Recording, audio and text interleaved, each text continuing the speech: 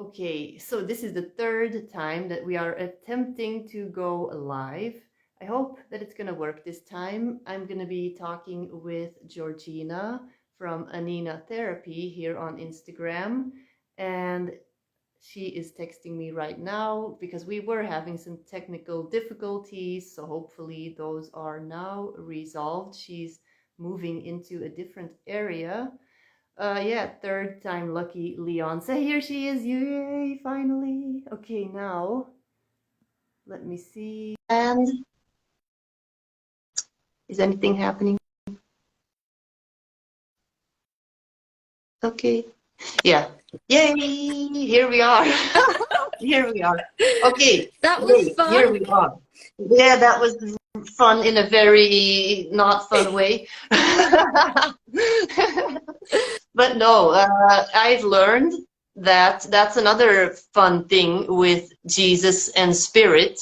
They will try to test you and your patience, and they will have a lot of fun with getting on your nerves. Yeah, yeah. But the thing is, here we are. So people, that if you are joining now, or if you've watched the previous 10 minutes where I was rambling to fill up time, which was fine because I kind of gave a short introduction. I gave an introduction and kind of told the people that we're going to be talking about just our journeys, our connection to spirit, how we feel about spirituality, what it means to us to be a spiritual person.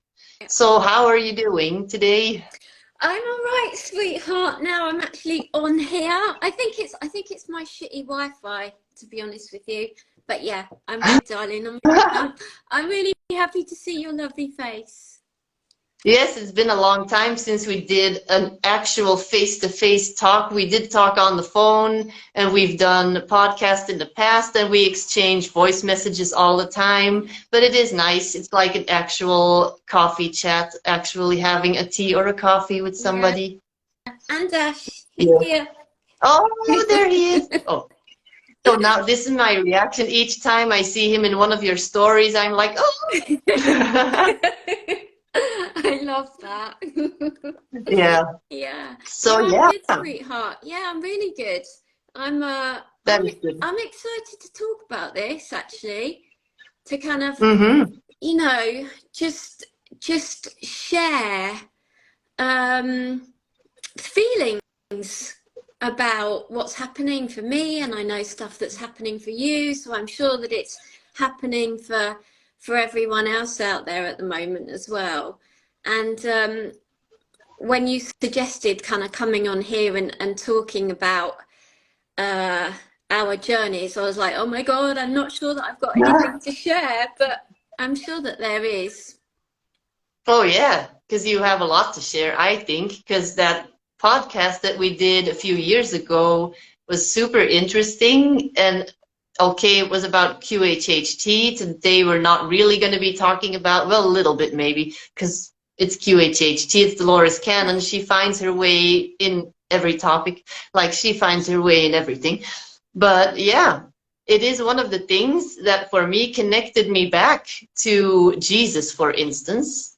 It's Dolores Cannon because, like I told people in my first live that I did on my own here when I was waiting for you, I was kind of talking about the word or the name Jesus and how I had this sleep paralysis experience in 2016 where I couldn't move and there was this entity on top of me and I couldn't speak, I couldn't think, I was just paralyzed.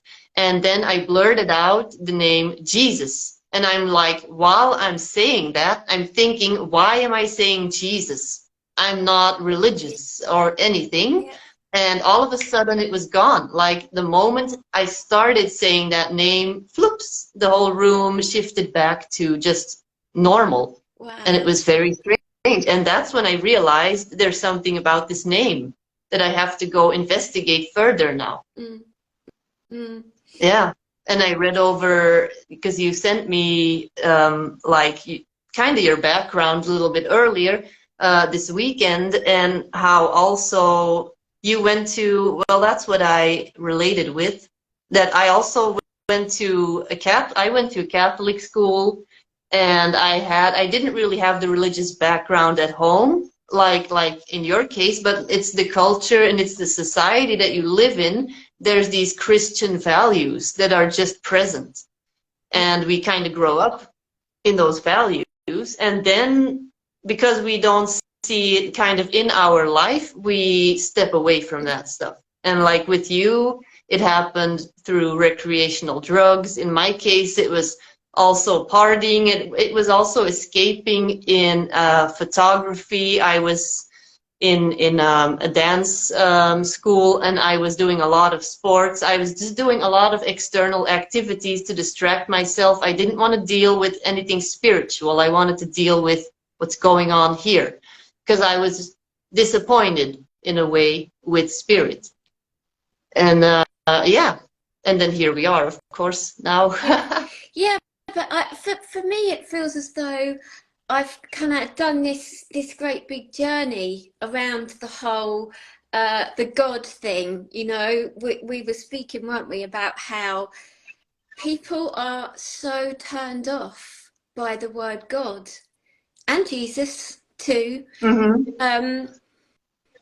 I feel like for a lot of people, it brings up that whole question around religion.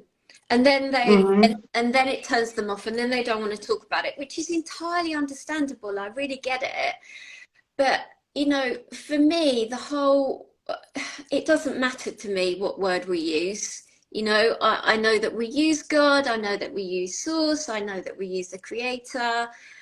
For me, it's just like a presence.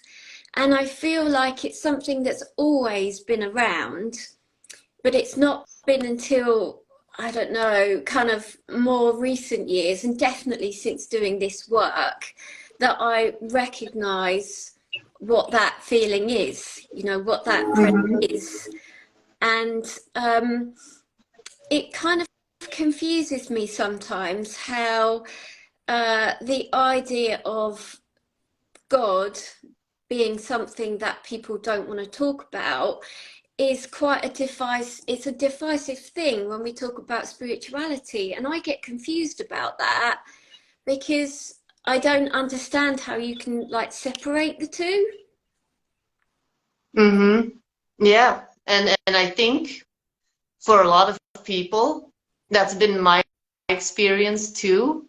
They are attracted to spirituality, new age, all of that stuff, all oracle cards, crystals, and that is all awesome. I love all these things because they are something different from God, the God that the Roman Church presents, because that's the thing. But now I can go into this whole rabbit hole of the Roman Church, but we're going to save that for later. They kind of hijacked the word God, because if you go to Hebrew and Aramaic, if you go to the word God in Aramaic, it is Abun, and that means mother, father, God, creator of all things. And that is basically source, the universe, creator, spirit. Yeah. That is God. That's the same thing. But then the Romans turned it into the God from the King James Bible that then later was put together, of course, in the late Middle Ages. And that is now the God that people know. And then when they have perhaps come from a Christian background, which they've stepped away from, they're like, oh no, God, I don't like that word. Yeah. And then that's why I started putting the word God more in the stuff that I write in my videos. Because I used to also say like, oh yes, spirit, source, which I still use. But to me, God is all. It's the I am presence of everything that is. And it's not just the God from the Bible. No, exactly. Same for me. It is just, well, it's interesting because the writing that I've been doing recently is, I've been sharing that I've been communicating with, and I've said spirit, but really it's Jesus energy. And I suppose I'm being it's being explained to me in a different way what what consciousness is, what pure consciousness is, but then how that is also what we all came from. And I do think that I feel like this is new sharing for me to do, because obviously I normally share QHHT stuff. But I feel like it's time for people who kind of follow me to also understand that I do have a background where I do have a faith, you know. When I'm offering QHHT, I'm offering something that obviously I 100% believe in, and it absolutely changed my life. But there's a big part of me which is also has an understanding. I have a faith, you know. I do have a belief in God, and I do work with that, speak with that energy, the same way as I'm working with Jesus right now, you know, speaking with Jesus energy. And I know for some people they're going to be like, you what? But it's part, you know, it's part of who I am, and it's part of what I'm doing right now. And I kind of feel like that's why we were also having this conversation, to kind of share what we do in our work, but also say, look, it's absolutely fine for us to talk about God. And actually it's necessary, because the majority of people, when they hear the word God, they only hear it in a religious context, and that is why it's extra important for spiritual new age people to use the word God, to show that it's not black and white. It's not I'm a new ager or I'm religious. No. And I've gotten that comment quite frequently over the past couple of months. Why are you talking about Jesus? Why are you talking about Mother Mary, God, blah, blah, blah? When you're a channeler, when you're doing stuff with spirit guides, when you're using tarot cards or whatever. And I'm like, because Jesus was a healer. Jesus was a magician. Jesus was an astral traveler. He was doing all that stuff. He went to mystery schools. He trained, and he was an esoteric scholar. Jesus was basically a new ager. Yeah. Yeah, exactly. And I think that also it's interesting to consider what the learning was that Jesus did. You know, all of that learning that he did to understand, and all of the meditation that he did, and all of the work that he did with the Essenes community. And he was a human being, of course, but he did a lot of work because he gravitated towards wanting to help people, you know, and wanting to understand, and like you said, wanting to heal. But also he was born with a certain type of frequency, of course, but he also had to do lots of learning to get to the point where he could offer what he was really offering. Yeah, and that is the thing that in the Bible is missing, the missing years of Jesus, of course. And books like, I don't know if Dolores Cannon's books don't really get into that. They speak of the time before he arrived, I believe. But like the Anna, grandmother of Jesus material, really speaks of the missing years. And I see that Nick already posted a comment, but we're on a roll. We're going to talk a little bit, and then we're going to go and see if people have commented. There's Joanne. Hi, Joanne. And so, yeah, Jesus, from the age of 13, I believe, he went to, was it Egypt? No, I think it was Great Britain. He was in Egypt too for a while, but then he spent quite a few years in India, where he was training with Babaji, the Ascended Master, and Joseph, who is actually Saint Germain. Yeah. That's something that not many people know. Joseph is an aspect of Saint Germain, and he was also very highly skilled in bilocation, in alchemy, and those are all highly developed metaphysical qualities. And it's essential for people to know that people like Jesus, Mother Mary was a high priestess in the Essene order. she was trained for this for years and years. She had been trained to receive, to light conceive Jesus. And this is the stuff that actually, that I feel that people like you and I are uncovering in the hypnosis sessions, in the Akashic Records readings, so that we can shed light on the true Jesus. Yeah, yeah, exactly. He isn't the version, or not alone the version, that people are led to believe from the Bible. And yeah, like you say, Dolores' book, Jesus and the Essenes, she talks about the leading up to when he arrived, if you like, and then how his kind of training took place, and when his mum took him to Egypt to do learning, and like you said, they travelled for him to do the learning that he did.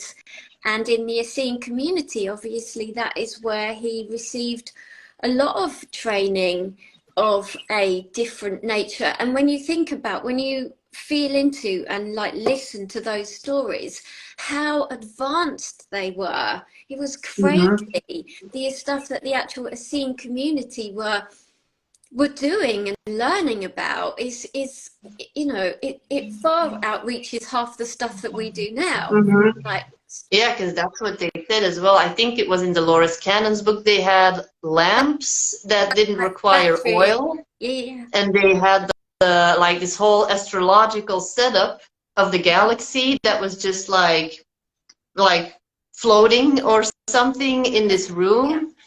And but it's been said too, and I think they said it in the Anna books, the Grandmother of Jesus books, but also in Dolores Cannon books, that they came from Atlanteans that had traveled to Israel. And they had to pass on the teachings, the Atlantean teachings, and also whenever the Essenes would go out of their community, they would have to hide, blend in with the regular Jewish communities, because the rest of the country was not developed like that. They didn't have the knowledge that the Essenes had. So I'm gonna quickly scroll through these comments to see. Nick said, faith isn't there for connected to religion. It's crazy to notice how deep the influence goes with the interpretation about this vocabulary. Like we would need to be re-educated in the real meaning. Yeah, that's the thing. We have to re-educate people, or, well, not necessarily educate, but shed light on how words, and that again ties in with the subconscious mind. You can attach a meaning to a word by programming it, and that is exactly what the Roman Church did. They hijacked Jesus, and they basically, his birthday is not at all on the 25th of December. It's that was the Roman sun god Mithra's birthday, and it was just very convenient for the Romans to use that date as the date of Christ's birth, so that they could claim that as their day, basically. And you know, there's also this whole confusion, isn't there, around like Leon always says, that the sky daddy, the idea that God is something which exists as that has a hierarchy statement that's like up here above us, and we can't possibly be part of God, because God is something that is much more powerful, and that we couldn't possibly relate to as human beings. And that's not my belief at all. I don't feel that way about it. I feel as though, you know, a much more empowered way to consider this is to actually understand that we are all part of this consciousness, because it's where we came from. So it's entirely possible for us to not be part of it. So people being frightened of the idea, or in fear of, I don't know, if, you know, people think if I don't behave in a certain way, then God's not going to accept me. I'm going to go to purgatory. I'm going to go to hell. And that is not my belief at all. And and that is why people don't like the word God, because they associate it with this punishing father figure. And yeah, of course, you needed this middleman. I actually say that exactly in those same words in my free course. Like, you don't need a middleman to communicate with God. You can just take the middleman out completely and have your own immediate connection. Mm-hmm. Yeah, exactly. Mm-hmm. And it isn't, and you know, it's not any different to the information that I'm receiving at the moment with the energy of Jesus. And when I was writing about it, I was thinking, oh my God, people are going to think this is like not something that a human being can do. And again, it's like we put Jesus on this strange pedestal and we think, well, as human beings, we couldn't possibly, you know, connect with Jesus energy, but that's not true. We all can. You know, I'm doing this work at the moment. You do what you do. That we all have the ability, if we are at a point in our life where we are open to the idea that this is something that's achievable, that's something that is important, and something that means we can offer to other people information from the perspective of a higher energy. I think it. I feel like it's important that we should be able to share a different level of understanding that might not be directly our own, but that we can get it from elsewhere, because it's important to share it, right? Yeah, and it's just, yeah, once people realize, it's also, I guess in a way, it's this security blanket of, oh yeah, I need this other person to do it for me. It's in a way, if you take that middleman out, it creates this whole opening and a bunch of freedom that some people don't know what to do with. Like, oh my God, that means it's all up to me. Yeah. Yeah. Yeah. Yeah. I agree. Let me see. Somebody said here, Jesus spent 6 years in Puri and I can't pronounce that, I'm sorry, Rajgir, near Nalanda, the ancient seat of Hindu learning. Then he went to the Himalayas and spent time in Tibetan monasteries studying Buddhism. Yeah, he did that. He absolutely did. And there's a bunch of stuff, actually, a lot of details about that in the Anna books, about his time in India. And he brought a lot of that back to Israel. Then he started his ministry in Israel first. He started it, and he actually was preaching a bunch of Indian teachings. And that is why when you go and look at Buddhism, at Hinduism, at Druidism in Great Britain, and to Egyptian teachings, a lot of the early Egyptian teachings, it's all very similar to the Gnostic teachings, the early Christian teachings. It's all kind of the same in different words. Yeah. So, and that is all New Age. When you look at it, the New Age world is like saturated with all of those teachings. So why would you not want to get to know a more metaphysical Jesus? Yeah, I agree with you. I agree with you. I just feel like some people don't realize that exists. It's as simple as that. They just have the Bible idea of Jesus, and that's not his whole truth, is it? So yeah. And Leon says here, let's not forget, religion is the business of spirituality. Exactly. That is what it is. It's a monopoly that they're trying to maintain on spiritual experience. Yeah. And we're trying to break this monopoly, you and I today. Yay. Yeah. Yeah. Mm-hmm. So I feel like we should have Leon also in another one of these conversations. He's saying Jesus was studying the systems that predated his lifetimes. Absolutely. Actually, yeah, what he was saying, unfortunately, he was way ahead of his time. And we can learn a lot from that, I believe, as these way showers that we are today. People like you and I, we came here now to assist the planet in the ascension process. And I know it's this ridiculous saying that we hear a lot in religious circles, like, what would Jesus do? But when you go look at it, like, if somebody insults you online, or if you get into an argument with a person, what would Jesus do? Would he immediately, like, get into it with this person? No, he wouldn't.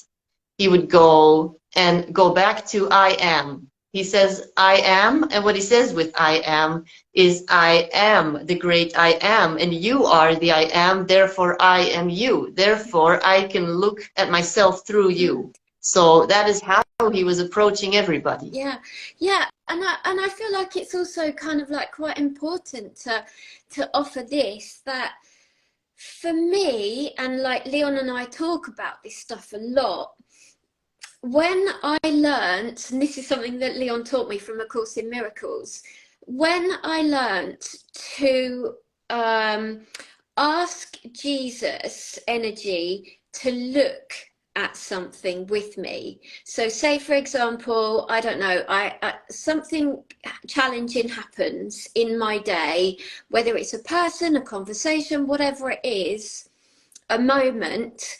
What I've learned to do is to ask Jesus to be with me and to look at that situation with me. And it is so powerful, because you like you said, what this is just my personal experience. What happens for me is that I have a calmness where I can then I can see the truth of the situation, and it might take a couple of moments. You know, I might have to take some breaths and just ask to have Jesus look at this with me. And then I feel like it offers me the perspective to go back to seeing it from love, you know, and that is something that I feel is important to share, because this isn't just a belief system. This is actually something that we can all bring into our everyday lives, which works, you know, to say, to reach out in that moment when you need it, when you're struggling on your own, and to say, look at this with me. And it's so powerful, and it does, every single time it brings me back to that really, really simple way of looking at life, to just say, how do I see this with love in my heart? How do I offer love in this moment to this person who I'm struggling with, or whatever it is, you know? And it is just that constant reminder to come back to the open heart, to come back and to see it from love, because that's what Jesus would do. And who doesn't need that bit of that in their life? Yeah. And we're always talking about Christ consciousness this, Christ consciousness that. And people will like have less of a problem with using the term Christ consciousness, but then when you say Jesus, they're like, oh, okay, I don't know. But that is what Christ consciousness is. It is that. It is being able to look at things through this filter of Christ consciousness, and it is what Jesus embodied. Yeah. He embodied it. Okay, Buddha embodied it as well. Like there's all these masters that embodied it. But Jesus is very approachable for many people because they know of Jesus. And the only thing that they have to realize is you can take out this middleman. Jesus always said, what I do, you can do, and even better. Yeah. So he's saying, like, I did all this stuff. I'm not special. That means I'm just a human being. You can do this because I did it. That means that you can do it too. Yeah. And that's what we have to realize, that we can have this connection to spirit, to God, to source, creator, whatever you want to call it.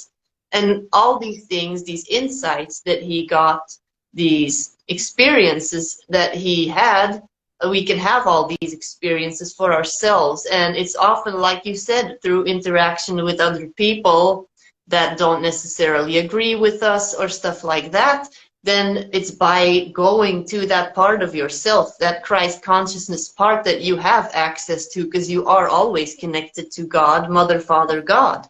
And it's not like, oh, I'm not there yet, so I'm going to just get mad at this person. Or you can just choose. It's a choice to, in that moment, go there. Go to that part of you. And it's by calling, like you said, calling Jesus, calling Mother Mary, calling, I don't know, who, whatever works for you, that you can really really access that part of yourself. Yeah, that is a good trick, calling upon Jesus. Like in these moments, I'm trying to scroll through these comments here. And also something else that I kind of like to share is that the information that this whole like conversation that I'm having with Jesus, it's very simple. You know, the feedback, I'll ask a question and then I'll get the information and I just type it up. But the information that comes through, it doesn't feel like it's outside of my understanding. You know, it isn't convoluted. It is really simplistic, and it relates to everyday life. You know, it is seeing life from the perspective of Christ consciousness, without judgment, you know, without fear, and just applying that to the moments that we come across in our life. And I feel like that's kind of like what could be more beautiful than actually acknowledging that life is really quite simple, and that I feel like we all make it very complicated for ourselves. Yeah, and that's the thing that I've noticed as well. Like with these Akashic records, I've been in touch with a bunch of different energies and like all these galactic frequencies, and they all have beautiful messages and everything about quantum concepts and time and all kinds of multidimensional stuff. But whenever I connect to Mother Mary or Jesus or Joseph, which is Saint Germain, but I really like connecting to his Joseph aspect. They bring all these complicated concepts that may be very similar to all these galactic downloads that I've received, but they somehow compress it into human language. Yeah. And that's what I love about these ascended masters. Like, who else is there? Like, basically, they've lived in a human body, and they know what do you need to hear that you can apply right now in your life, because you're a human. You have, if I start telling you about timelines collapsing and the nature of energy and blah, blah, blah, they're going to be like, how is that going to help you now with the situation with your uncle, or the situation with your father or your ex or your child? Yeah. You need something that I can tell you that you're going to understand. And these beings like Jesus, Mother Mary, they have gone through a bunch of hardships. Anna, the grandmother of Jesus, she had a very rough life. When you look at it, she did not have an easy life, but she chose to always learn from these things and always choose love. Yeah. And that's what they are here to do, I feel. Jesus and his family members, these ascended masters, they're here to remind us that we shouldn't, like you said, overcomplicate things by adding and distractions, and just really going back to love.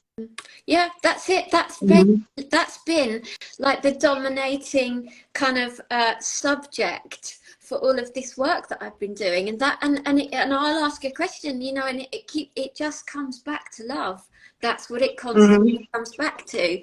And you're right, you know, when communicating with galactics is great, but for me, I don't know what it's like for you, but there isn't a lot of emotion attached to that communication. Not for me. It's very direct, and there's there is a really kind feeling, but there isn't the emotions attached to what they offer as a level of understanding as there is for like the Jesus energy. That feels kind of, it feels like a big hug, you know. That's what it feels like for me. Yeah, I agree with that. I do have a special connection with the Pleiadians, and I do experience a lot of emotions when I connect to my Pleiadian guides. Do you? But that's also because I have a lot of vivid memories of my Pleiadian lifetime and time that I spent on the mothership and how they came and seeded Lemuria. And I have a lot of my own memories about that. But other than that, I do have a Syrian guide, and she has a lot of quantum information, but she's very nice and kind, but it's never, I don't really have that heart expansion. Like when I started working with Mother Mary directly, when I was pregnant with my son in 2019, started communicating with her, and I felt this mother energy, this really strong mother energy, and this like support, like a mentor in my own motherhood journey. And Jesus and Mary Magdalene and all these beings, and especially Anna, the grandmother of Jesus, she feels like my own grandmother, like how I would be talking to my own grandma. That's what it feels like. And they are just human. You can feel that they have this human experience, but from the highest level possible of what it is like to be an ascended human being. And that is why I find that they're often underestimated, and they should really be called upon more often by people that are on this journey. And the thing is, a lot of people, they always try to be perfect, like oh, am I spiritual enough? Am I doing it good enough? And when you call upon these beings, Mother Mary, Jesus, they will always immediately say, you are perfect, you are enough, you are connected, you are with God already, you have nothing special to do. So I guess, what would you say to anyone who's watching this now, or on like catch up later, anyone who's interested in having this kind of like direct communication, which we know everyone can do? What would your kind of like steps be for that person to get to start doing that? Well, yeah, basically writing is easy for everybody to do, and that's also something that I mentioned in my course, my free course. Like if you think you can't channel, or you think you can't hear spirit guides, or you can't see, like I believe anybody can communicate with God, spirit, source, whatever. I don't believe there's only a select few people that are clairvoyant and whatever. It's not like that. That's an old story from when I just started out with all this stuff. I was very young. It was in the 90s, and I was a very young girl. And my mom was into channeling, into Reiki, all that stuff. So I kind of got into all of this because of her. And I didn't have anybody around me that was into it. And back then it was very ego-based. You had the psychics that were, oh, we are the gifted ones and blah, blah, blah. And then I started doing all this stuff on my own. I started doing automatic writing. And you just build it up step by step. Don't like expect a whole bunch of stuff at once, because then you're going to get discouraged. What you should do is just start writing a letter to yourself. And don't take any breaks, and keep on writing the answer right away. And don't, like, you'll notice resistance. You will notice like, oh, this doesn't sound right, or blah, blah, blah. Just ignore it. Keep writing, keep writing. And then put it away for a day. Put whatever you wrote down away for a day, away for 2 days, and go read it again. And then you'll read it again with like a fresh, like, filter or something, and you'll see like, wow, that is actually very good advice. I gave myself some very good advice here. And also just meditate and just observe your thoughts. Don't judge your thoughts. Just see what comes up and ask for advice, just from your higher self, from God, from Jesus, whoever you feel comfortable with. And see what comes through. And it can be, and the thing is, in the beginning, a lot of these messages are going to be about love. A lot of the times, the higher self or spirit guides are going to say, we love you, you're doing good, encouraging messages. And you're going to be like, well, this is stupid. That's no answer to my questions. But they are going to say that because a lot of the times we are constantly like, on our own case. We're constantly saying, oh, I'm not good enough. This is not good enough. This needs to be better. And our spirit guides, or our higher self, Jesus, these ascended masters, they see us from love, and they see All they see is you are in a body right now in the third dimension with all these limitations, and still you are thriving, and still you are doing this, and still you are trying. And that is why they're like, we love you, you are doing so well. And then we're like, oh no, what are you saying to me? But the thing is, you have to just keep practicing, and if it's with writing, maybe it's with recording. For some people, they are more comfortable speaking into a voice recorder and just record yourself and immediately answer and see what comes through. And it's just like taking baby steps. It's all about taking it easy and having also no expectations. And I guess another really important thing, this is something that I also tell people that I work with, is to go to your inner child, go and play around. Yeah. Don't have grandiose expectations. Just be like, I'm going to meditate and I'm very curious to see what's going to happen. And we're just going to play around in this imagination, this field of imagination, and have no expectations. Yeah. And you know what? It isn't actually any different for the way that I work in a QHHT session. You know, when we communicate with the subconscious, which is the higher self, it's exactly what you're describing with the writing or with the dialogue. You know, people are, when you're relaxed, and especially when you've got your eyes closed, like in meditation, the information, if you allow it to, if you trust it, it just flows through. It's actually impossible for it to not. The only thing, like, you know, we all understand this. The only thing that stops that communication being heard is us. You know, if we don't, Exactly. when that whole like ego stuff gets involved, and then the mind starts saying this isn't real, you're making this up. But really, you know, if we were to all just shut our eyes for moments during the day and ask a question, that information comes through. It's impossible not to. You don't actually need to know where it's coming from most of the time, do you? No, you just have to be open to it and knowing that you're always connected, and also recognizing the voice of intuition versus the ego voice. And there's a few easy tricks for this.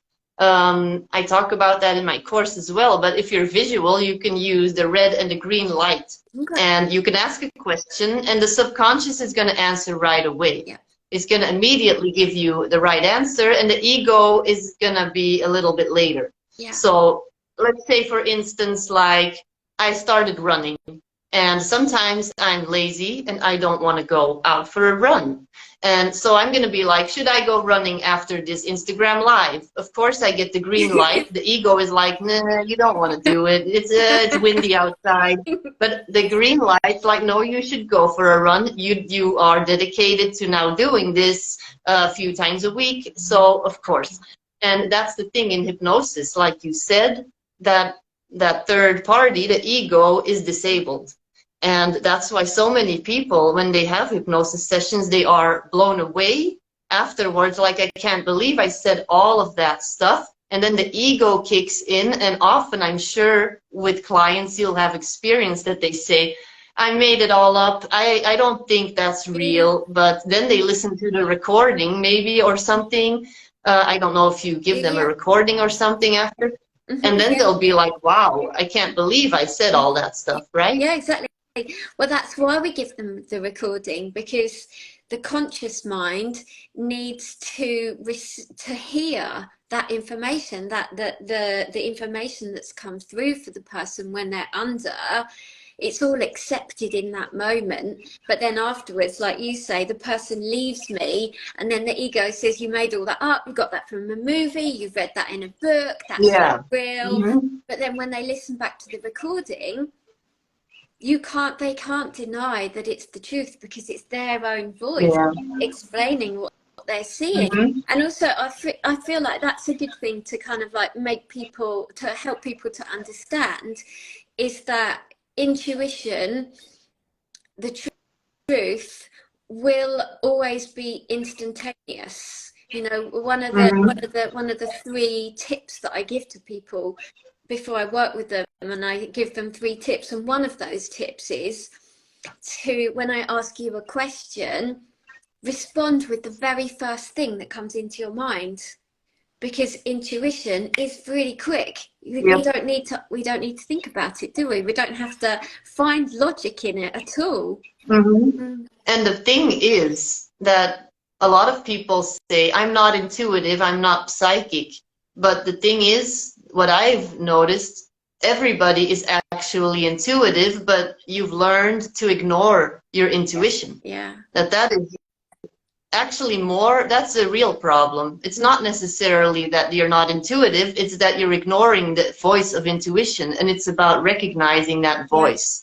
And once you learn to accept your own intuition, then you're also going to be open to, oh, but then what else is there? What else can I receive?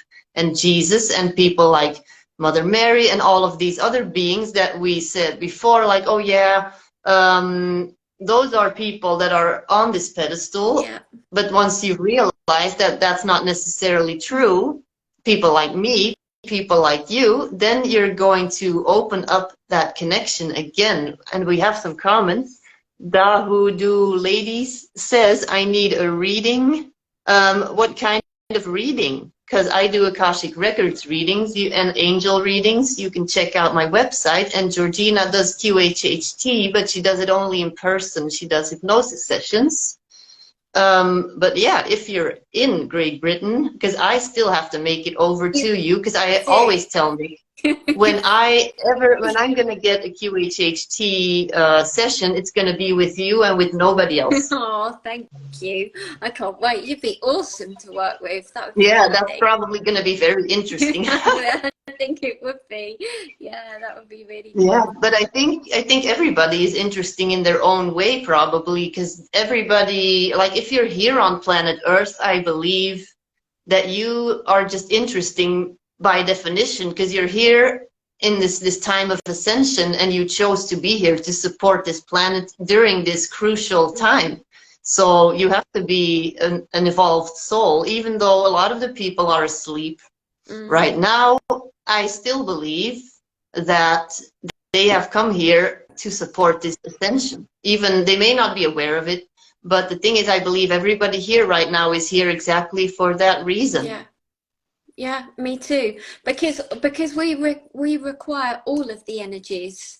You know, the people, you don't necessarily need to be drawn to spiritual work. You don't need to necessarily be open to it. Like I put in that post the other day about how some of the most spiritual people that I know are not spiritual. They would not describe themselves as being spiritual at all.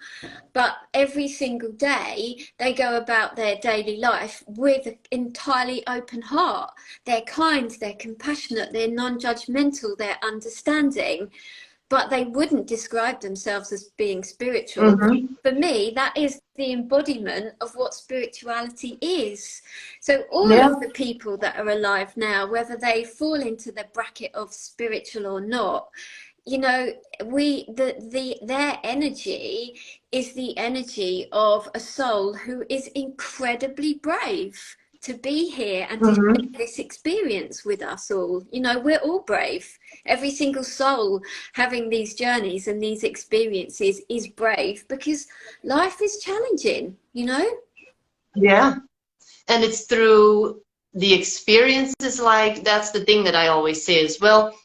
It's not because you are surrounded by 500 crystals and you meditate every day and you're going to all these retreats and you are doing you're wearing all this priestess clothing and whatever, and you have 500 candles burning and doing all these rituals. That does not make you spiritual. It's through these experiences that you go through.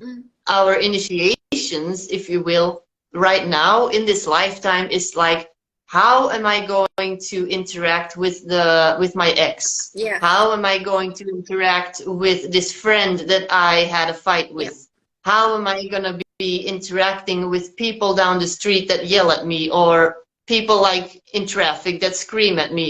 I'm just saying, how am I going to choose to act when these people show me a side of them that I don't like? Yeah. Am I going to then go into my ego? Yeah.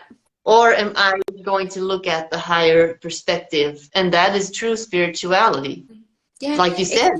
And yeah. Exactly. And it doesn't matter, you know, how much time you spend, for me, reading books or watching, I don't know, YouTube videos, going to, like you said, retreats. It doesn't matter how much time you invest in all of those great, valuable things if you're not going to apply that to your everyday life.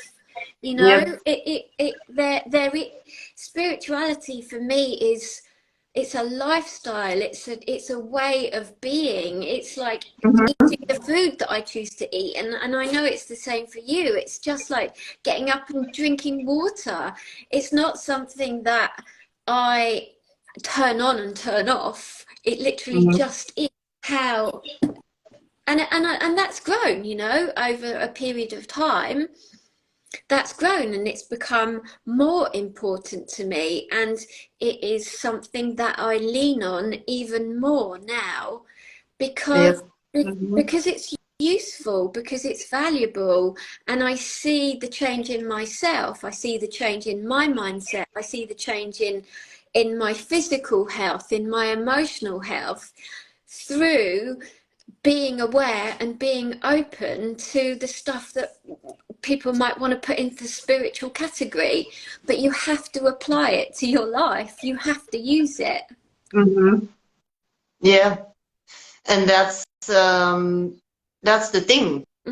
That's where the universe will test you, and that's what I put in that announcement that I made when I announced our live. Like, how into spirituality are you? Because I also know a lot of people, and they have all the books. Yep. They've done all the courses. They have all the certificates and whatever.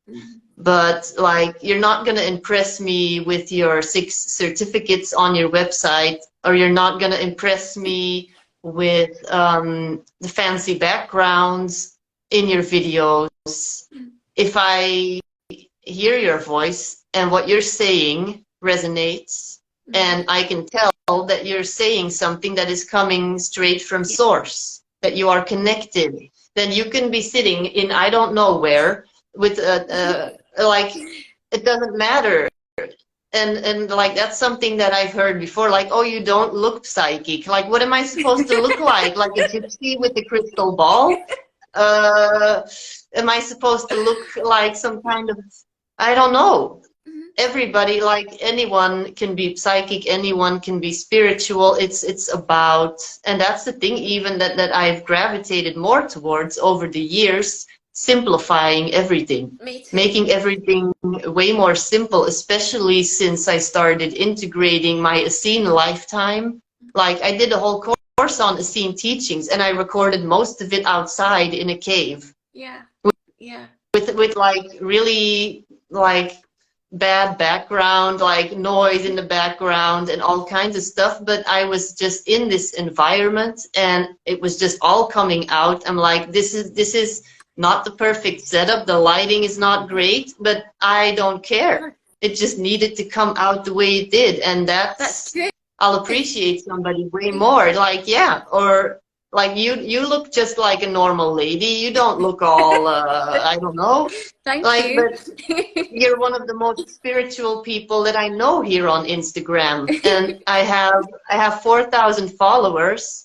And I know that, like, everybody is on their journey, and I believe that we also go through these processes of the ego and the spiritual ego to then learn what is necessary and what is not, to then for ourselves decide, this is actually not aligning with me, I'm gonna go over there. I agree with you. And you know, it's interesting because something that's been coming up for me recently a lot, and and something that I've been talking to Leon about, is that I feel like I don't gravitate to watching lots of people's stuff. I don't gravitate towards wanting to read lots and lots of material. Dash is barking. What normally happens for me is that I'll hear something, or I will see something, and that will spark a curiosity in me, exactly like Dolores' work did. I wasn't looking for it, but then that information actually started to feel so important to me that I knew I needed to learn more. But I just let the intuition, or the kind of like the natural flow for me, take me to the material that's right for me in that moment. I don't really go and look for it at all. Mm-hmm. And I feel like that's a good way for people to not get overwhelmed, because I know that a lot of clients that I speak with, they'll be on their journey and they'll be wanting to consume lots and lots of information, and then often the feedback that I get from those particular types of people is that they get so confused and so overwhelmed by all of this stuff that they feel like they need to take on board. I've got to read this book because somebody said I need to read it, you know, and it just becomes so overwhelming that in the end they don't know which way to turn. And that is kind of like, and then that's kind of like uncomfortable. The feeling becomes uncomfortable, the energy gets frustrating, and then the likelihood of them putting it all down and saying, actually this isn't for me, is probably pretty high, you know. So I think that's something that I'd also kind of like to share, that I feel like it's important for us to all recognize the things that we feel drawn to, because we're feeling drawn to them for a reason. You know, it's time for us to invest in that work. It's time for us to be curious about that work, but don't push it. You know, don't put yourself under loads and loads of pressure to be learning everything and watching everything. It doesn't need to be that way, because this is meant to be fun. This is actually meant to be fun. And if we don't find it fun, then we're going to put it down. And then that's such a shame. Yeah, and then we're back to what I was saying earlier, like trying to do this right. Am I doing it good enough? Am I spiritual enough? Yeah. And we're all different. Yeah. Like, for instance, like, I know nothing about astrology. Don't ask me about any astrology stuff. I know nothing about that. And I'll get questions from people. And then my ego is like, maybe I should look into astrology more, because I don't know anything. Am I spiritual enough? Because I don't know about astrology. Yeah. But then I'm like, but I have a bunch of friends that know about astrology, so I can just go ask them. Yeah. And then I can actually just focus on the things that I really feel that I have to be doing. Yeah. And that's the good thing about all being different. Yeah. Like, you know a bunch about the subconscious mind, about QHHT, and it is always fun talking to you about that stuff. And then I have other friends that know about astrology, and I love hearing about that stuff. And that is how we appreciate each other's spiritual experience as well. Yeah, yeah, exactly. Because I don't know about you, but the more I learn, the more I realize that there is so much to learn. And actually, I kind of know, if you like, very little. But, you know, it's a huge undertaking, and it's a great big long journey. And we've got many more lives to live. So I don't feel like it's a good idea for us to put ourselves under loads of pressure and to be achieving things which just feel uncomfortable, that feel wrong. Even if you look at the mystery schools, look at the Essenes, they had people that were there. It was like someone that was good at astrology. Yeah. Then there was somebody that was teaching the children. Then there was another person that was the local seer. Then there was another person that was the herbalist. There was a healer. Everybody knew exactly what they were good at, and nobody needed to know all of the things. That was just not necessary. And it's the same way for us. It's about connecting in your way. And Nick wrote a comment here, and he said that, yeah, we all have our own way of receiving and processing information. And like some people will indeed be very good at astrology. Some will be natural channelers like myself. Some will be very good at and very skilled in hypnosis like yourself. Some will be just great speakers or very motivational writers like Leon. I don't know if you're watching, but he wrote an article for our upcoming Activate Your Telephone Line to Source magazine of June, which is very nice. I thought it was just very heartwarming. His experience with A Course in Miracles, for people that don't know what A Course in Miracles is, I highly recommend that you go and read the article in our next magazine. It's people like that that are going to be inspiring other people. We all have our gifts, and that's the way God meant for it to be, that we were all, that's why we separated from God, to each have our own blueprint to come to this planet and wake up other people that we have contract with, basically, and they have a special need for a special soul medicine, basically. And then if you're a match with that person, then you're going to meet them, you're going to communicate, you're going to work with them. Let me see if there's some more comments here. A bunch of emojis, a bunch of people are celebrating, are having a good time in this conversation. Knowledge is one thing, but integration transforms it into wisdom. Yes, Leon says. How about truth has a frequency and we sense the presence or absence of truth in people's, oh my God, in people's energy. Yes, yes, let me talk about this. So, I'm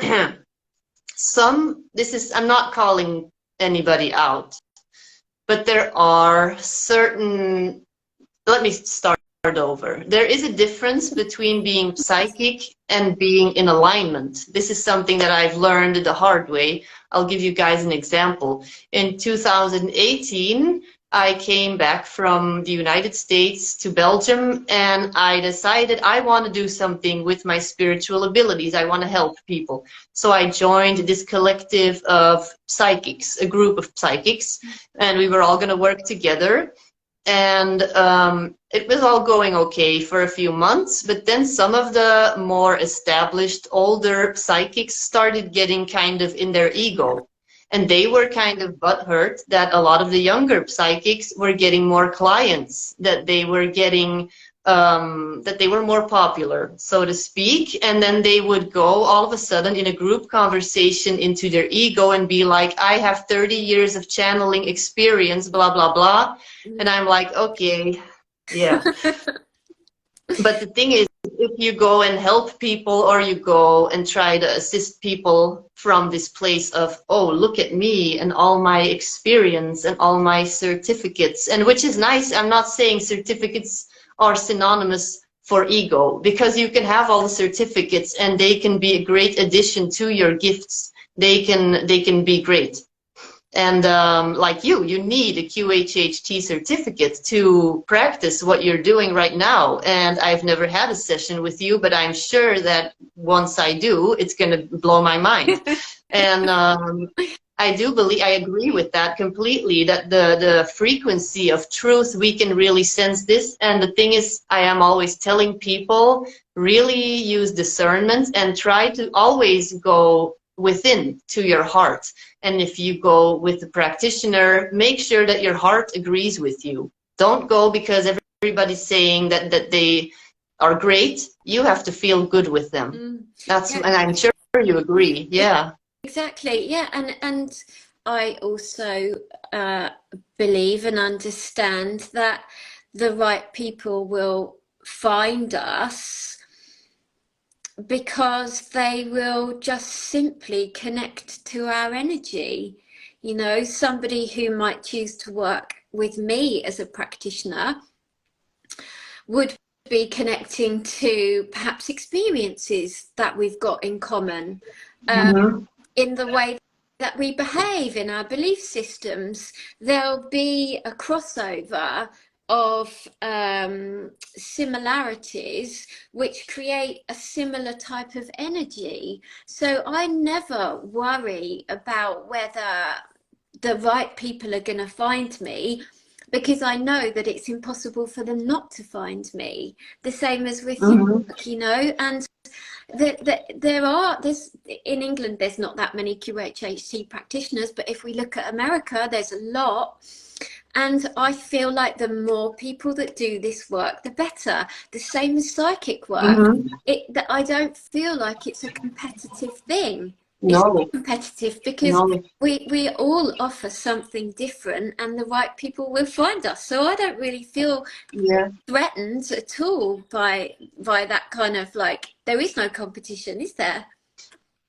No, because look at the world's population and the small percentage of people that have awakened to their multidimensional nature. And look at all of the people that are about to awaken. I believe that between now and the next 5 to 10 years, we're going to see a massive shift of awakening taking place.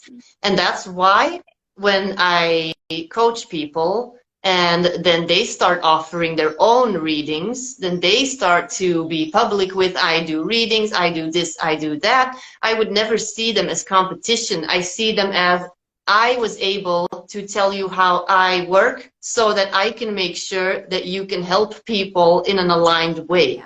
I'm not going to be like, oh no, now you're going to steal my clients. There's people out there that do feel that way, but that represents where they still have limiting belief systems about the work they're doing. But when you are one with Mother, Father, God, you are one with abundance, then you know that you would not have been given these gifts if it weren't for like, you are able to find the people that you need to help. These people will find you, like you said, because they're going to connect to experiences, to your personality. And even, I'm sure, like, there are no two hypnotists that are the same. There are no two Akashic Records readers that are the same. And you're going to resonate with somebody. And, like, it's the same for me. When I am looking for a healer or whatever, like, I had a great Reiki session last week. And but that's because I connected with her on a personal level. I like her vibe. I liked just what she was about. And that made me want to go and have a session with her, for instance. That's what's gonna, that is how you can tell that you are resonating on the same level. It's yeah, exactly. And I feel like it's like we should be having fun with this. Like I said before, this is supposed to be fun. Like, life is meant to be full of joy. It's meant to be fun. So these things that we choose to invest our time in, sessions that we choose to go to, people that we choose to work with, it's meant to be fun. We're actually meant to be having a nice time. I know that there are very serious sides to the work that I offer. And I'm very aware that people come to me often in a great deal of pain, emotional pain or physical pain. And I'm not dismissing that at all. But I do feel that, you know, if you can connect with a person and you can help them to feel lighter by bringing your own self to that moment, then you've kind of started the healing already, because what you're doing is you're offering them love, you're offering them the energy that is going to start their whole way of thinking. It's going to have an impact on that, it's going to change that. And yeah, I feel like that's an important thing. I feel like people forget to have fun quite a lot of the time, to be honest. I love that you're so excited. I love this conversation. No, but that's the thing, that like, you've gone through some serious stuff in life. I've gone through some serious stuff. and I decide for myself that I want to have a good life. And people can tell that, like, if that's just your choice, that you can help them with that. Like, yeah, but I can feel that about this other person, and they're going to be able to get me to see that for myself. And people can tell that when they see you, when they see me. Like, that's what you connect with, like the energy of a person. I'm quickly going to go through these comments. We have quite a lot of comments today. Mad Dog 2020 says, lean on community. Exactly. That's exactly true. And Nick says, my comment was about the way we perceive our information, like you see. And I feel, yeah, that I will be clairvoyant mainly, and he's clairsentient. Yeah, everybody processes their intuitive input differently. And that it's all, and then you come back to the same realizations through different senses. Yes, that is true. Yeah. That is completely true. And Leon says, like attracts like. This scrolling on this screen is so annoying sometimes. Collaborations. None of us were supposed to do this in competition. No, that's the thing. I always talk about this spider web, like with the magazine as well. For those that are watching and don't know, like me and Nick, my husband, Sapito de la Foresta, who is also here looking, watching, we started a magazine. And it was this idea, like, oh yeah, let's just put some articles together. And before we knew it, we have like a dozen of collaborators that contribute, like every month or every other month. We have people that were like so excited, like your poetry is in there. You have an article in this issue that we just released. Now Leon is going to be in the next magazine, and it's just really fun to see all of these people coming together, creating something beautiful to assist. And yeah, that's what I feel is very important, that we all look at each other as co-workers. We're all co-workers for God Inc. Yes, exactly. Oh my God, I love that. Yeah, that's actually something who said that, Doreen Virtue. She's the one that actually said that a few years ago. You have to look at yourself as an employee of God Incorporated, basically.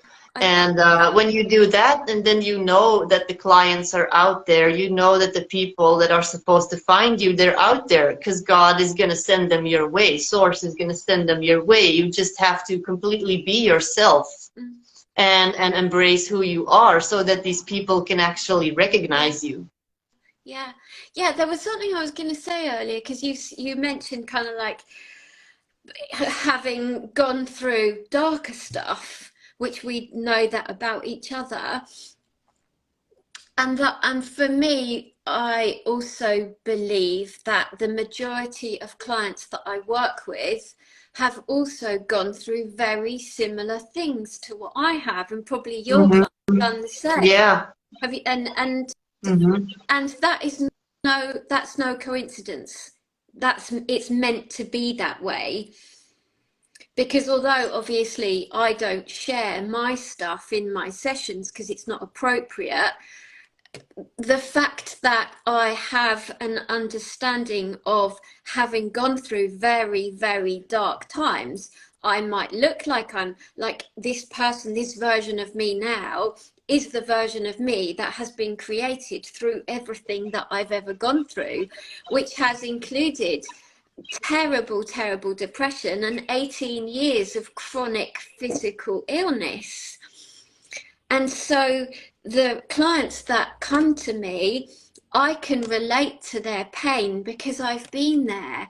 I might not be sitting in that version of myself anymore, but I can understand emotional pain and physical pain because I've experienced it the same as you have. And the reason for me that I can kind of sit here and say, yes, we all need to have a lovely time now, is because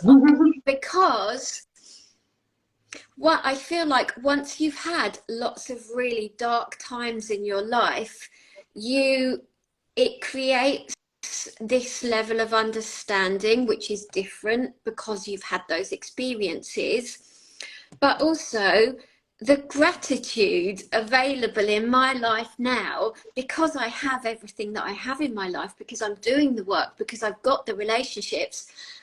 The gratitude is enormous, because I know the opposite side of not having that kind of thing available. And I feel like that's important, that you don't become a person who wants to just have fun through being a person that's always just had fun. I've had to go through lots of really shitty things to become this as well, and to have the gratitude. So that's kind of like, people don't always know that about us, because they see the version of us that they know now. Yeah, and it is tempting when you start out on this spiritual journey to only want to look at the fun stuff, the fun side of spirituality. But then, like we said earlier, it's about this integration, and it's fun reading the books, going to the retreats, doing all that stuff. That's a lot of fun. But you can even do spiritual bypassing in meditation. You can meditate to escape, or you can meditate to go within. And that's where the difference lies.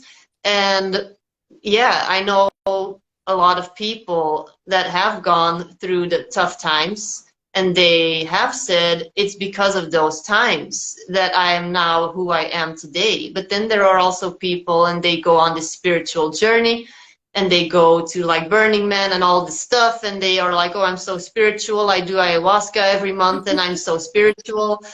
Or and that's the thing, and Nick will definitely agree. You're gonna, like, if you do stuff like that, whether it be ayahuasca, whether it be just meditation, it doesn't matter. But you have to then, what is presented to you, you have to take that and look at it. You have to take it, look at it, and see, what is this teacher trying to teach me? Because it's a teacher, that emotion, that experience. And it's by integrating that you're gonna, through this contrast, see, like, okay, I have so much to be grateful for right now, basically. And that's true gratitude. Because I know that, like, gratitude practices are very popular, and it is a very good thing to have a gratitude practice, but you can do it and not really feel the gratitude practice. You can be like, oh yeah, I have a list of 3 things every day, I'm writing them down, I'm doing my gratitude practice. But are you feeling those things? Like in my case, I can like say 3 things right now. I have a glass of lemon water here. I'm really grateful that I have access to clean water, that I have access to fresh lemons. I lived on a farm this past summer, which was a really nice experience, but there were times where we didn't have water. We didn't have running water on the farm. And so this is a really simple thing. Like, I'm genuinely grateful that I have bottled water here. You know? Absolutely. And I think that's part of it, isn't it? It's about, also, you said something there about, I have this kind of like way of looking at things where people can move into distraction. You know, we can meditate to escape. We can distract ourselves with all of this other good stuff. But often, the most healing thing I believe we can do is actually feel the pain. It's actually allow yourself to feel the pain. When it hurts and you let it all out and you cry or you get angry or whatever the emotion is that you need to release, that is healing in itself. You know, people think they have to go to somebody to be healed. But the most important thing is to feel the pain. When you go back to a memory, or the go-to word is triggered, when you feel that something has created an emotional response in you, let the response come out, let it be. You don't have to escape into meditation and be fearful of what that means. That's healing, isn't it?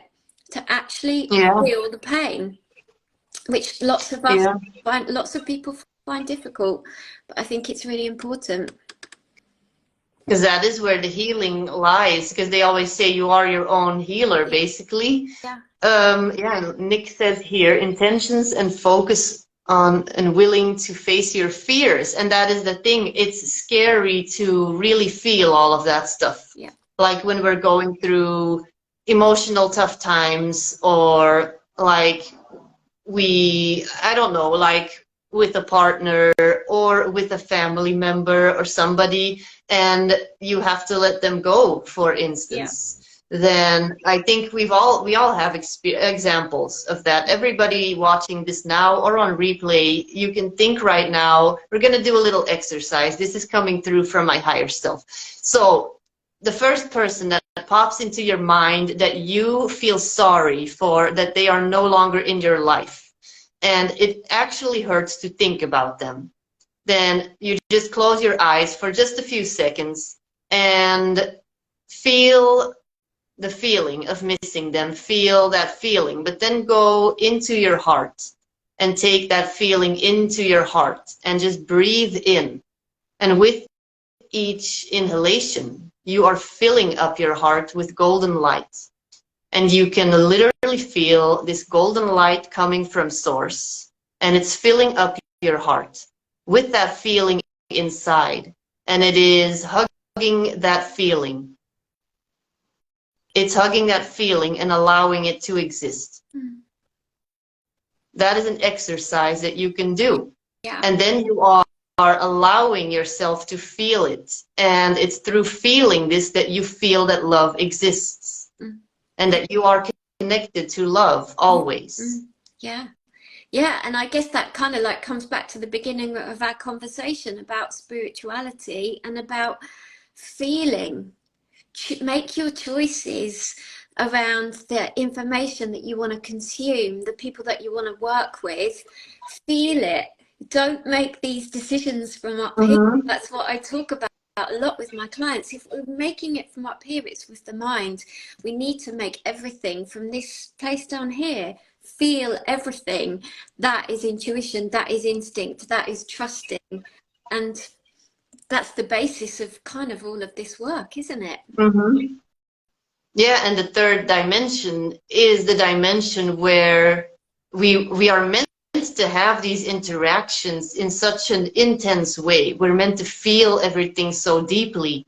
That is the beauty of the third dimension, because we have these limitations. We are separated, not really, of course, but we perceive the separation from God, from source. And that is why we feel intense anger, fear, pain, because we think that we do not have this access to God. And it's through feeling these feelings and then finding your connection back to God that you learn all these lessons that you then take back home when you die to Mother, Father, God. And that is how you expand source energy. That's what we're doing here, actually. Yeah, absolutely. Yeah. It's all important work, isn't it? Yeah, and just having this conversation right now, and people that are watching now or people that are going to be watching later, that they also know that they're doing just fine. Like they're all that doing we are an telling amazing people, job. Yeah, you don't have to do anything more than what you are doing. If you are looking at yourself, if you are looking at everything you're feeling, and you're allowing it to come up, and you're allowing yourself to observe it, then you are doing great. I agree. Yeah, I agree. And lots of people, again, there's this whole kind of habit around wanting to find complexities attached to purpose. You know, everyone wants to know what their purpose is. A lot of the time, the purpose is to just be you, be your authentic self. That is the purpose, because you will be, all the while you're being your true version of yourself, you're always going to find what it is you're meant to find. So yeah. And that's the thing, our purpose is often hidden in our obstacles and the fears. The things that we most fear, that's going to be the thing that we have to do. Of course. Often that's the thing. And that's the big test, because then you're going to have to work through all these hard feelings that you actually came down here to the third dimension to face, because that's going to like shift so much energy that you're going to be putting back into the collective, making it easier for other people to tap into these shifts and do it for themselves. And that's why Jesus is so important, because what he did shifted energy on such a big level that now, and that's the thing, the Roman Church then says you need this middleman, but what Jesus was saying, like we said in the beginning, what I did, you can do, and even better, to face all of these things, because he was faced with many obstacles. Yeah. And yeah.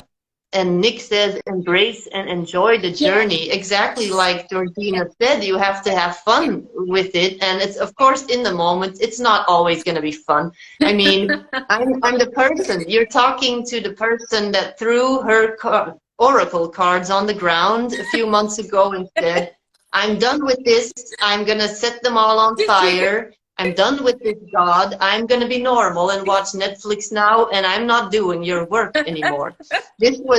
I said this, and I tell this to people, because we all have moments where we are angry.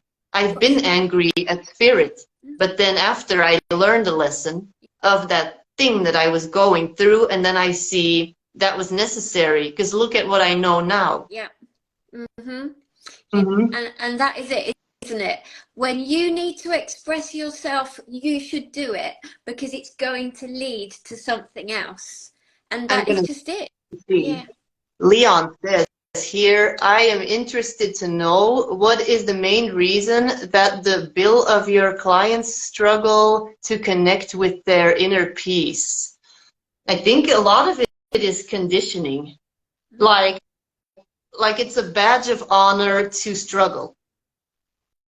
I feel, for me anyway, a lot of the time, or that they are conditioned to believe things have to be hard. Life cannot be easy for me. It can be easy for that person, but it cannot be easy for me.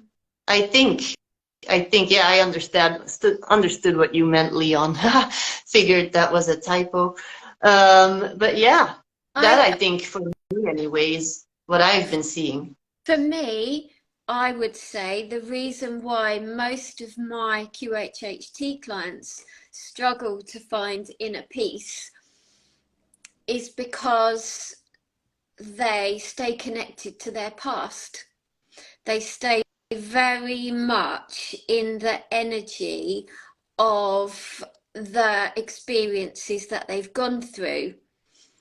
And when those experiences have been very, very difficult, they get quite used to being that person, being that version of themselves that went through those difficult things. And you know, the biggest piece of advice that Dolores ever gave anyone that trained with her is that it's a choice. To move forwards in your life and to find inner peace is a choice. You can stay where you are, but you will be the only one who remains in pain. Yeah. You can make a choice to have a different kind of life and to let go of, and I'm not suggesting this is like it is part of a QHHT session, of course, and people listening are going, oh my God, it's not that easy. I get that, but it is essential. If you want to move on with your life and you want to find inner peace, you have to let go of all of the stuff that took you out of inner peace in the first place. And it's a choice. Exactly. And I know that people will say, oh, that's really easy to say. And it takes a lot of courage to do that. And I've had to do that recently with in quite a few aspects of my life that you know, of course, that I've had to make that choice for myself to just say, now I'm going to choose to release a lot of these things that have happened in my past that I was identifying with or claiming, still holding on to. and I don't have to. And then I realized, because there's only one thing that is true and constant, and that is the connection to God, Yeah. Mother, Father, God. That is the one thing that is always constant, that is unchanged, and the rest comes and goes. Yeah. And if you can find that place, like it can be the worst day ever, when I close my eyes and I set the intention to connect to source, then I am in this constant, I'm in this place where I am always me, the real, the true version, without the layers, without the distractions. Yeah. And that's, and Nick, he says, no matter which style of healing or practice that one applies, yes. Yeah. I think that's about just having this inner peace and alignment, indeed. Yeah. Yeah, we have been talking, I think, for over an hour and a half, so maybe we're gonna have to go. Sure. And yeah, but definitely we should do this again. We're gonna do this again because this was super fun. It was And fun. also, we should do like a group conversation, maybe it's a Zoom with Leon in there, with Nick in there, where all the four of us get to talk, because I'm sure that that would be super interesting. That would be really fun. We should definitely do that. Yeah. Yeah. Okay, then I wish you a great rest of your evening. It was great talking to you, seeing your smiling face here on my screen. And yeah, for those watching the replay, if you're not following Georgina, then go and follow her right now, because she posts really just inspirational content on her Instagram. Yeah, and we're gonna talk again real soon, and I wish you a great evening. Yes. Bye. Love you, darling. Love you. Bye. Bye. Bye.